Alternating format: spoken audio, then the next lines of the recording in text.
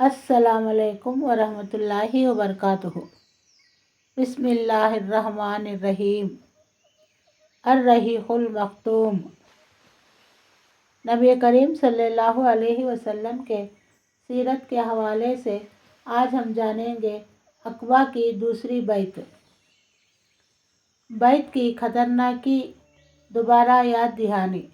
بیعت کی شرطوں کے بارے میں بات چیت پوری ہو چکی اور لوگوں نے بیعت شروع کرنے کا ارادہ کیا تو پہلی پنکتی کے دو مسلمان جو 11ویں نبی اور 12ویں نبوی میں مسلمان ہوئے تھے ایک ایک کر کے اٹھے تاکہ لوگوں کے سامنے ان کی ذمہ داری اور خطرناکی کو اچھی طرح اسپشٹ کرے اور یہ لوگ معاملے کے سارے پہلوؤں کو اچھی طرح سمجھ لینے کے بعد ہی بیعت کرے۔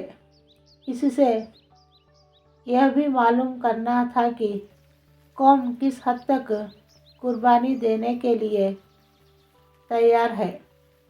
ابن اسحاق کہتے ہیں کہ جب لوگ بیعت کے لیے جمع ہو گئے تو حضرت عباس بن عبادہ بن نزلہ نے کہا، تم لوگ جانتے ہو کہ اس نے اشارہ نبی صلی اللہ علیہ وسلم کی اور تھا، کس بات پر بیعت کر رہے ہو؟ آوازیں، جی ہاں۔ حضرت عباس رضی اللہ عنہ نے کہا، تم ان سے لال اور کالے لوگوں سے لڑنے پر بیعت کر رہے ہو۔ اگر تمہارا یہ خیال ہے کہ جب تمہارے مالوں کا صفایا کر دیا جائے گا اور تمہارے سجن قتل کر دیے جائیں گے تو تم ان کا ساتھ چھوڑ دو گے تو ابھی سے چھوڑ دو، کیونکہ اگر تم نے انہیں لے جانے کے بعد چھوڑ دیا تو یہ دنیا اور آخرت کی رسوائی ہوگی، اور اگر تمہارا یہ خیال ہے کہ تم مال کی تباہی اور سجنوں کے قتل کے باوجود وعدہ نبھاؤ گے جس کی اور تم نے انہیں بلایا ہے تو پھر بے شک تم انہیں لے لو، کیونکہ خدا کی قسم یہ دنیا اور آخرت کی بھلائی ہے۔ اس پر سب نے ایک آواز ہو کر کہا، ہم مال کی تباہی اور سجنوں کے قتل کا خطرہ مول لے کر انہیں قبول کرتے ہیں۔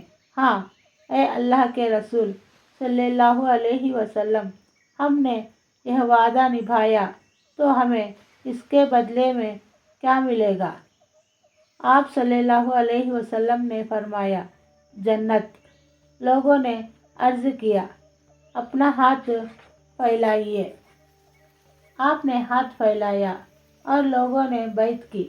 حضرت جابر رضی اللہ عنہ کا بیان ہے کہ اس وقت ہم بیعت کرنے اٹھے تو حضرت اسد بن زرارہ نے جو ان 70 آدمیوں میں سب سے کم عمر تھے آپ کا ہاتھ پکڑ لیا اور بولے، یثرب والوں، تنک ٹھہر جاؤ، ہم آپ کی سیوا میں اونٹوں کے کلیجے مار کر یعنی لمبا چوڑا سفر کر کے اس یقین کے ساتھ حاصل ہوئے ہیں کہ آپ اللہ کے رسول ہیں۔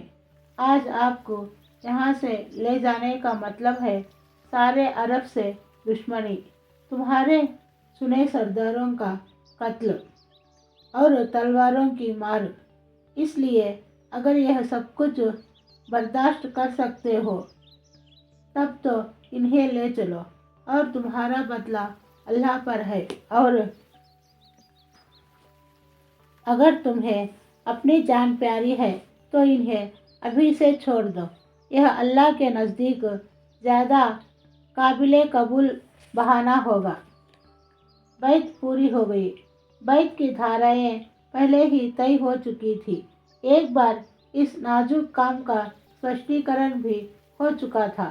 اب یہ تاکید آگے کی گئی تو لوگوں نے ایک آواز ہو کر کہا، اسد بن زرارہ، اپنا ہاتھ ہٹاؤ، اللہ کی قسم ہم اس بیعت کو نہ چھوڑ سکتے ہیں اور نہ توڑ سکتے ہیں۔ اس جواب سے حضرت اسد کو اچھی طرح معلوم ہو گیا کہ قوم کس حد تک اس راہ میں جان دینے کو تیار ہے۔ واستو میں حضرت اسد بن زرارہ حضرت مصعب بن عمیر رضی اللہ عنہ کے ساتھ مل کر مدینے میں اسلام کے سب سے بڑے پرچارک تھے، اس لیے سوابھاوک روپ سے ہی وہی ان بیعت کرنے والوں کے دھارمک نیتا بھی تھے، اور اس لیے سب سے پہلے انہی نے بیعت بھی کی۔ چنانچہ ابن اسحاق کی روایت ہے کہ بنو نجار کہتے ہیں کہ ابو امامہ اسد بن زرارہ سب سے پہلے آدمی ہیں جنہوں نے آپ سے ہاتھ ملایا، اور اس کے بعد عام بیعت ہوئی۔ حضرت جابر رضی اللہ عنہ کا بیان ہے کہ ہم لوگ ایک ایک آدمی کر کے اٹھے اور آپ نے ہم سے بیعت لی اور اس کے بدلے جنت کی خوشخبری دی۔ باقی رہی وہ عورتیں جو اس موقع پر حاضر تھیں تو ان کی بیعت صرف زبانی ہوئی۔ اللہ کے رسول صلی اللہ علیہ وسلم نے کبھی کسی انجانی عورت سے مصافحہ نہیں کیا۔ 12 نقیب۔ بیعت پوری ہو چکی تو اللہ کے رسول صلی اللہ علیہ وسلم نے یہ پرستاؤ رکھا کہ 12 سردار چن لیا جائے جو اپنی اپنی قوم کے نقیب ہو، اور اس بیعت کی دھاراؤں کو لاگو کرنے کے لیے اپنی قوم کی اور سے وہی ذمہ دار اور مکلف ہیں۔ آپ کا ارشاد تھا کہ آپ لوگ اپنے بھیتر سے 12 نقیب پیش کیجیے تاکہ وہی لوگ آپ کی اپنی اپنی قوم کے معاملوں کے ذمہ دار ہوں۔ آپ کے ارشاد پر ترنت ہی نقیبوں کا چناؤ عمل میں آ گیا۔ 9 خزرج سے لیے گئے اور 3 اوس سے۔ نام اس طرح ہیں۔ خزرج کے نقیب: 1 اسد بن زرارہ بن عدس، 2 سعد بن ربیعہ بن عمرو، 3 عبداللہ بن رحابہ بن ثعلبہ، 4 رافعہ بن مالک بن اذلان، 5 برا بن مرور بن صخر، 6 عبداللہ بن عمرو بن حرام، 7 عبادہ بن ثابت بن قیس، 8 سعد بن عبادہ بن ولیم، 9 منذر بن عمرو بن خنیس۔ اوس کے نقیب: 1 اسید بن حذیرہ بن سماک، 2 سعد بن خیثمہ بن حارث، 3 رفاعہ بن عبد المنذر بن زبیر۔ جب ان نقیبوں کو چن لیا گیا تو ان سے سردار اور ذمہ دار ہونے کی حیثیت سے اللہ کے رسول صلی اللہ علیہ وسلم نے ایک اور وعدہ لیا۔ آپ نے فرمایا، آپ لوگ اپنی قوم کے تمام لوگوں کے نگراں ہیں، جیسے ہماری حضرت عیسیٰ علیہ السلام کی اور سے نگراں ہوئے تھے، اور میں اپنی قوم یعنی مسلمانوں کے نگراں ہوں۔ ان سب نے کہا، جی ہاں۔ السلام علیکم ورحمۃ اللہ وبرکاتہ۔